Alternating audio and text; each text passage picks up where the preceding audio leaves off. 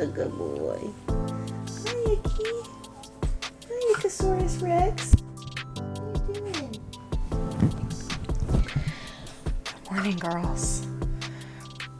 Oh, it is day 7 on the kitchen floor with my little buddies. About 7 days ago, Icky had a really weird thing going on with his little back legs. We noticed it when he was eating his dinner. It just sort of seemed like he was compulsively shifting and twitching, like sort of against his own will. Forgive the way I look. I've been sleeping on the kitchen floor for 7 days. Anyway, Icky had a weird thing going on with his leg. I'm not the kind of bitch that sits around and waits for something to get worse or better. I threw his happy ass in the car. We went to the emergency vet in the middle of the night, and they said that he has, a hurt lower back, which in special breeds like Frenchies and wiener dogs and corgis can be a really big deal. So we were ordered for 4 to 6 weeks of bed rest, which means that a 1-year-old dog cannot jump, run, play, exist outside of just sort of resting on a bed. And he won't do a crate because he's a special boy. So the only thing we could think of to keep him sort of like subdued and around us was to put the, what I call slumpy pad on the floor in the kitchen. And we spend our days here on the floor in the kitchen. I pick him up and take him potty outside and I hand feed him so that he's not craning his neck to get the food on the floor or bending his spine weird to get his food in the bowl on the floor. And we haven't seen any other symptoms, which is great. He doesn't seem to be in pain, which is even better. But it is really hard to keep a tiny little Frenchie guy sleepy.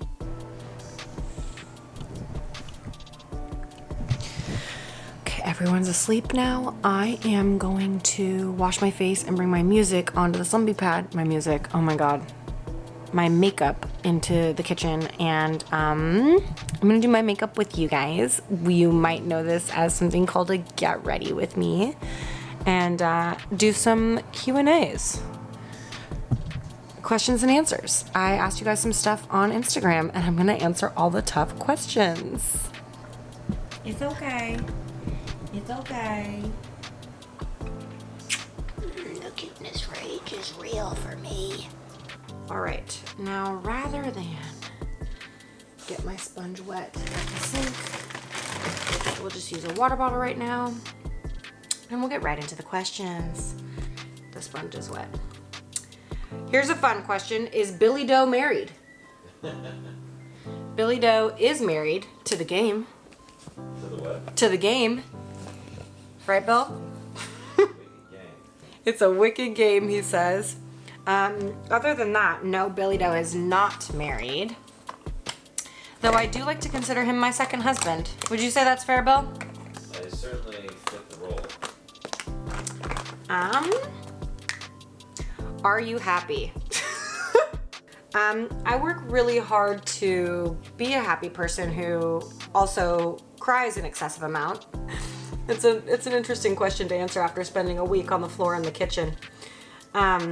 Yeah, generally I'm a happy person. I think I try to remember that life is the blessing and everything after that is a bonus. So yeah, I am happy. I love my life. I love my friends. I love my husbands. I love my dogs. And I think I get to do a lot of cool shit.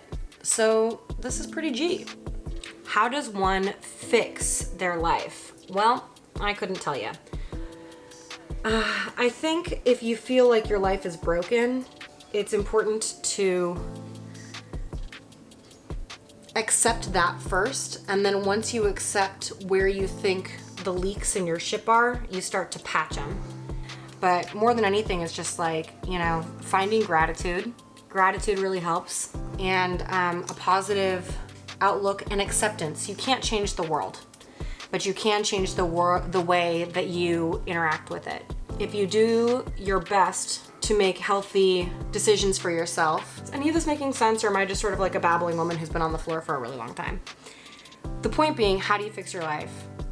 Determine what about it is broken, reframe the way you look at it, and take active steps in the right direction. Just keep doing the next indicated action, the next proper indicated action. And that should help. You know, not everything is forever. Your life isn't forever fucked. You can always make a choice in this present moment to unfuck yourself and to enjoy this experience that you've been blessed with called life. Someone asked, could you share why you said you were very scared of becoming a mom? And I think that's an interesting question, because to me it's like, I mean, isn't everyone terrified to become a mom? It's a daunting task. You basically break off a piece of yourself and then have to watch it live outside of you while loving it with everything that you've got for the rest of your life. And you live in constant terror that something could happen to this piece of you that you love more than anything. And all of that, including the decision that this thing makes, are out of your control. You can't control the world that it's in. You can't control it. And you love it more than anything. So it becomes an impossible task. Well, I guess it's not impossible because people do it all the time, but it's just a terrifying task because it's like such an important thing for you to do. And for this thing that you've brought here without it being asked to be here. I don't know, just all of it's horrifying. You know, what if something bad happens at every step of the way throughout the rest of your life is what I feel like could become, you know, the knee-jerk mantra. What if something bad happens? What if something bad happens? So I think that more than anything, I'm terrified to become a mother because I hope that I can check that anxiety so that I'm not limiting my child's life experience or causing myself a heart attack in the meantime, because it's everything. The answer is I'm horrified of everything. And I want to do it good. And I want to enjoy it, and I want them to enjoy it, and I don't want my kid to... I mean, honestly, I just want them to have a well-rounded experience, and to provide that is, you know, a challenge. So I'm stressed out about doing that. And all of the things along the way. What is the best advice I've ever been given? The best advice I've ever been giving is to just keep it moving right out the gates. And to me, that means like, if I start a project, I just keep it moving until I finish it. Keep it moving right out the gates. Unless it's abundantly clear that it's just a flaming turd, just keep it moving right out the gates. You can edit a first draft.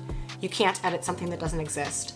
And each time that you do something, it gets better and better. So why not finish it, do another round of it, until it's something that you enjoy. Whereas if you just sit on it forever, it never gets done. And I mean that for everything, right? So I'm not gonna let my fear of becoming a mother keep me from becoming a mother, because I also know I'm going to be a good one. You know what I mean?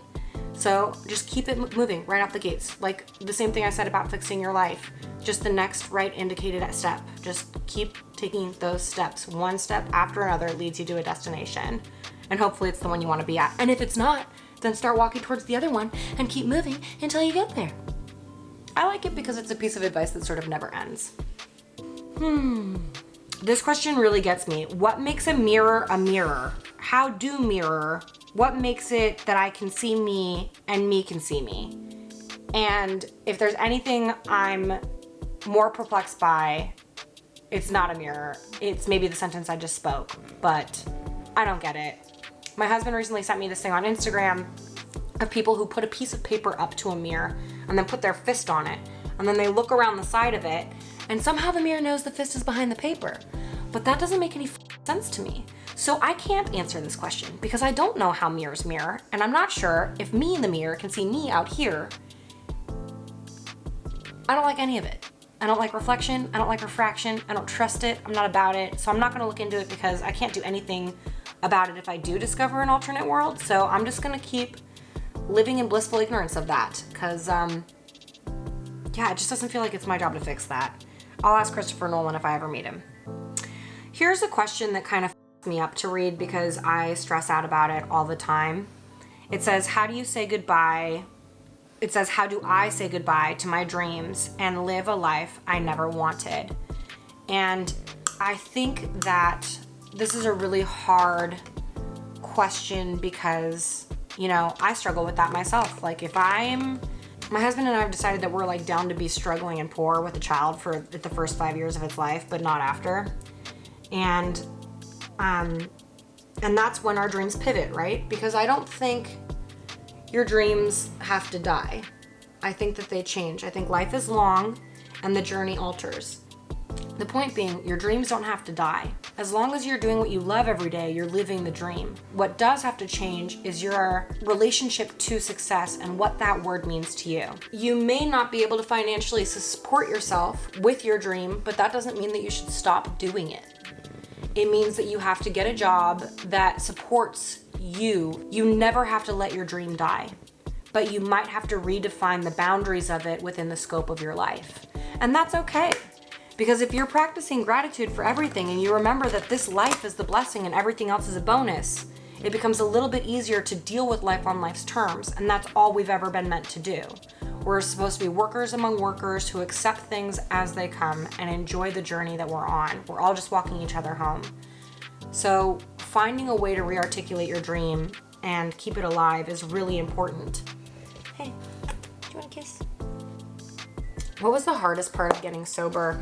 I think the hardest part of getting sober is getting over, for me, it was accepting that I can't enjoy alcohol like a normal person because it's all that I love. Like every activity I did included drinking, or every activity I did was an excuse to drink. Not getting to have alcohol was like losing my lover and my best friend, and that sucked.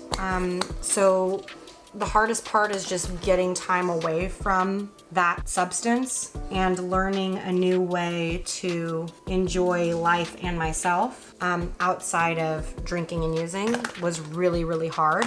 And then also finding the ability to like myself was really, really hard because I never did. And that was a big part of my drinking and using. I didn't like myself. I didn't like being alone with myself. I didn't like feeling. And figuring out how to do that was and is a perpetual journey and task for me. So that's pretty hard. But it's so rewarding because the longer you try at it, the better at it you get. Just like, drafts and drafts of a script. It gets better the more time you put into it. So I'm just grateful that I've had the opportunity to put so much time into learning how to be myself and loving it so that I don't have to hate my own existence, which is pretty awful. Do you have to go potty, little buddy? And the biggest blessing of it is when I'm an accountable person who does esteemable things, I don't hate existing. In fact, I really enjoy existing. And I really love what I get to do in this life. And the biggest thing is that I get to do the things in this life. Because if I was drinking and using, I couldn't do any of it.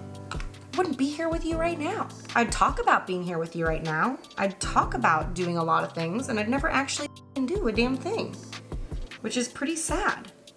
So every hardship of sobriety has been on sale in comparison to the effort and work I put in to reap the benefits and the prize of it all. Do you believe in the concept of one soulmate? Do you think you will ever divorce? I don't believe in the concept of one soulmate because I think that we have many different ones. And I don't think a soulmate is necessarily a romantic interest or a lover. Icky, I'm so serial. I think I've had many. My godmom Kissy was a soulmate who I lost when I was 16. I think my parents are my soulmates. I think Bobo's my soulmate. I think Jelly's a soulmate. I don't know if I'd go as far as to call James a soulmate, but he's definitely a cellmate. Yeah. And I do think that I was made for loving Joe because I love that fucking psycho so much. It's crazy. Like I could huff his breath and be fully sustained from it probably for at least a week before I died of malnourishment. What did you get out of that box? Can I see? Can mommy see what you got? But yeah, I think if you're unhappy in a marriage and you made a mistake, that's okay because you're a person and people do that. And I think that a bigger mistake is staying in something that doesn't work for you long term. So when it's bad, hit the road, but don't hit the road without giving it a real shot because marriage is a big deal. So don't just get married willy-nilly. Right, Bill? Yep. Bad move. Do you believe in soulmates? I mean, I believe in the belief of soulmates. I think it's a fun thing to believe in. I don't know if it's necessarily true. Do you have hope for one? I think if you don't have hope for one, there's no hope for you. Yeah. Fine, I guess you could be one of my soulmates, Bill. I do think that, because I think about alternative paths, like the road not traveled that I could have taken, and always I do find myself grateful for this situation of you and Joe. And I think a big part of who I am and finding my voice was because you guys encouraged me to be myself and to try harder and to work towards something that was uniquely and authentically my own. Yeah. And I'm grateful for that, even though I hate you. Thank you. I appreciate it. Oh, I gotta go. Bobo, how much do you love me? Do you love him? No. Him says no. Bobo. Do you love him? You don't have to. You're a grown dog. You can make up your own opinions. Okay, here's something I want to ask the audience. Did you guys watch The Summer I Turned Pretty? And what team are you on? And I'm not going to do any spoilers on this, but sound off in the fucking comments about how all that shit shook out. I, for one, am glad that that what is came to pass the way that it did. And I also feel incredibly bad for the guy that did not get the girl. And I hope that he does some self-reflection, because I think that he played the biggest hand in why it didn't work out between the two of them. So if you watch The Summer I Turned Pretty, please sound off in the comments below. I have to go do the podcast at Ryland's house and then come back to the kitchen floor, but I will be back soon.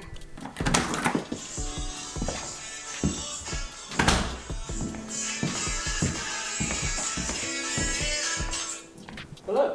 What the heck are you doing? I'm setting up. I'm going out to say. Were you writing I love Chris? I love Chicago. Oh. Why? Because it's amazing. I just went for a work trip and it was so beautiful. Oh, and nice. everyone was nicer than the last, and it was just like the most amazing place. Huh. Have you been? Of course I've been. That's where the American Girl doll factory is. Oh. I loved it.